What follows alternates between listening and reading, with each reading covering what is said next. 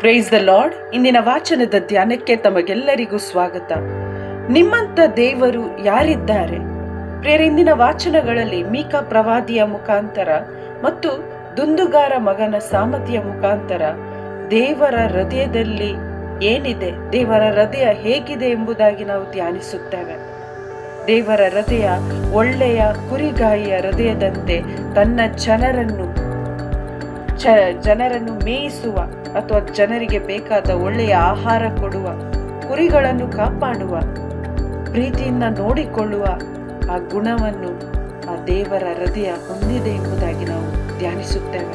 ದೇವರ ಹೃದಯ ಪಾಪಗಳನ್ನು ಕ್ಷಮಿಸಿ ಕರುಣಿಸುವ ಹೃದಯವಾಗಿದೆ. ಮೀಕ ಪ್ರವಾದಿಯ ಮುಖಾಂತರ ದೇವರು ನಮ್ಮ ಪಾಪಗಳನ್ನು ಕ್ಷಮಿಸುವ ದೇವರು. ನಮ್ಮ ತಪ್ಪುಗಳನ್ನು ನೆನಪಿಟ್ಟು ಕೋಪದಿಂದ ಅವರು ಇರೋದಿಲ್ಲ. ಅವರು ನಮ್ಮ ಪಾಪಗಳನ್ನು ಸಮುದ್ರದ ಆಳಕ್ಕೆ ಎಸೆದು ಬಿಡುವ ದೇವರು ಎಂಬುದಾಗಿ ವಿವರಿಸುತ್ತಾರೆ. ನಾವು ದೇವರಿಗೆ ಎಷ್ಟೇ ದ್ರೋಹ ಮಾಡಿದ್ರೂ ಕೂಡ ಒಂದು ವೇಳೆ ಪಾಪಿಗಳಾದ ನಾವು ಪಶ್ಚಾತ್ತಾಪದಿಂದ ದೇವರ ಬಳಿಗೆ ವಾಪಸ್ ಬಂದರೆ ದೇವರು ನಮ್ಮನ್ನು ಸಂತೋಷದಿಂದ ಸ್ವೀಕಾರ ಮಾಡುತ್ತಾರೆ ಎಂದು ಇಂದಿನ ದುಂದುಗಾರ ಮಗನ ಸಾಮತಿಯಲ್ಲಿ ನಾವು ಧ್ಯಾನಿಸುತ್ತೇವೆ. ಕಿರಿಯ ಮಗ, ಇಬ್ಬರು ಮಕ್ಕಳಿದ್ರು. ಅಲ್ಲಿ ಕಿರಿಯ ಮಗ ಆಸ್ತಿ ತೆಗೆದುಕೊಂಡು ಮಾರಿ ತಂದೆಯಿಂದ ದೂರ ಬೇರೆ ಊರಿಗೆ ಹೋಗಿ ಪಾಪದ ಜೀವನ ನಡೆಸಿ ಆತ ಮತ್ತೆ ಪಶ್ಚಾತ್ತಾಪ ಪಟ್ಟು ತಂದೆಯ ಪ್ರೀತಿಯನ್ನು ನೆನೆಸಿ ಹಿಂದಿರುಗುತ್ತಾನೆ. ಆಗ ತಂದೆ ಓಡಿ ಹೋಗಿ ಆತನನ್ನು ಅಪ್ಪಿಕೊಳ್ಳುತ್ತಾರೆ, ಸಂತೋಷದಿಂದ ಸ್ವೀಕಾರ ಮಾಡುತ್ತಾರೆ. ದೇವರು ಶಿಕ್ಷಿಸಲು ಕಾಯುವ ದೇವರಲ್ಲ, ಬದಲಾಗಿ ನಮ್ಮೆಲ್ಲರನ್ನು ಪಾಪದ ಬಂಧನದಿಂದ, ಸೈತಾನನ ವಶದಿಂದ, ನರಕ ಯಾತನೆಯಿಂದ ರಕ್ಷಿಸಲು. ನಾವೆಲ್ಲರೂ ಪಾಪಿಗಳಾಗಿದ್ದೆವು. ಅದೊಂದು ಜೀವನ ನಾವೆಲ್ಲರೂ ನಡೆಸಿದ್ದೇವೆ.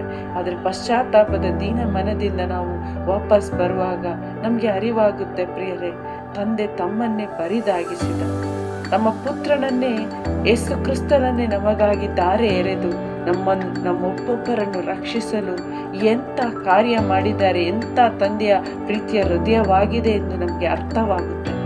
ಆದರೆ ಪ್ರಿಯರೇ, ಇನ್ನು ನಮ್ಮ ಹೃದಯದ ಪರಿಸ್ಥಿತಿ ಏನಾಗಿದೆ? ತಂದೆಯ ಹೃದಯ ಪ್ರೀತಿಯ ಹೃದಯ, ಕರುಣೆಯ ಹೃದಯ, ಒಂದು ಒಳ್ಳೆಯ ಕುರಿಗಾಯಿಯ ಹೃದಯವಾಗಿದೆ, ಕ್ಷಮಿಸುವ ಹೃದಯವಾಗಿದೆ. ಆದರೆ ಇವತ್ತು ನಮ್ಮ ಹೃದಯದ ಕಂಡೀಷನ್ ಹೇಗಿದೆ? ಕಿರಿಯ ಮಗನಂತೆ ತಂದೆಯನ್ನು ತೊರೆದು ಕೇವಲ ತಂದೆಯ ಆಸ್ತಿಯನ್ನು, ಆಶೀರ್ವಾದವನ್ನು ಕೋರುವ ಹೀನ ಪರಿಸ್ಥಿತಿಯಲ್ಲಿ ನೀವು ಇದ್ದೇವ? ಅಥವಾ ಹಿರಿಯ ಮಗನಂತೆ ತನ್ನ ಸಹೋದರ ಹಿಂತಿರುಗುವಾಗ ತಂದೆ ಸಂತೋಷದಿಂದ ಹಬ್ಬ ಮಾಡಿದ್ದನ್ನು ಕಂಡು ಅಸೂಯೆ ಪಟ್ಟು ಕೋಪಗೊಂಡ ಹೃದಯವಾಗಿದೆಯಾ? ಅಥವಾ ಆ ಹಿರಿಯ ಮಗನಂತೆ ತಂದೆಯ ಮನೆಯಲ್ಲೇ ಆತ ಇದ್ದ, ತಂದೆಯ ಅನ್ಯೋನ್ಯತೆಯಲ್ಲಿ ಇರದೆ ಸೆಲ್ಫ್ ಸೆಂಟರ್ಡ್ ಆಗಿ ತಂದೆಯ ಹೃದಯವನ್ನು ಅರ್ಥೈಸದೆ ಆತ ಮಗನಾದರೂ ಗುಲಾಮನಂತೆ ಜೀವಿಸುವ ಒಂದು ಫರಿಸಾಯನ ಹೃದಯ ನಮ್ಮದಾಗಿದೆಯಾ? ನಮ್ಮನ್ನೇ ನಾವು ಪರಿಶೀಲಿಸಿ ನೋಡೋಣ. ಪ್ರಿಯರೇ, ನಮ್ಮ ಹೃದಯದ ಪರಿಸ್ಥಿತಿಯನ್ನು ನಾವು ಅರ್ಥೈಸಿಕೊಳ್ಳೋಣ. ನಮ್ಮ ಪಾಪದ ಅವಸ್ಥೆಗಾಗಿ ಪಶ್ಚಾತ್ತಾಪದ ದೀನ ಹೃದಯದಿಂದ ತಂದೆ ದೇವರಲ್ಲಿ ಕ್ಷಮೆ ಯಾಚಿಸಿ ತಂದೆಯ ಹೃದಯವನ್ನು ಅರ್ಥ ಮಾಡಿಕೊಳ್ಳುವ ಮತ್ತು ತಂದೆಯಂತೆ ಒಳ್ಳೆಯ ಹೃದಯಗಳಾಗಿ ಜೀವಿಸುವ ಒಳ್ಳೆಯ ಮಕ್ಕಳಾಗೋಣ. ಹೀಗೆ ತಂದೆಯನ್ನು ಸಂತೋಷಿಸುವ ಮಕ್ಕಳಾಗೋಣ. ಆಮೇನ್. Praise the lord.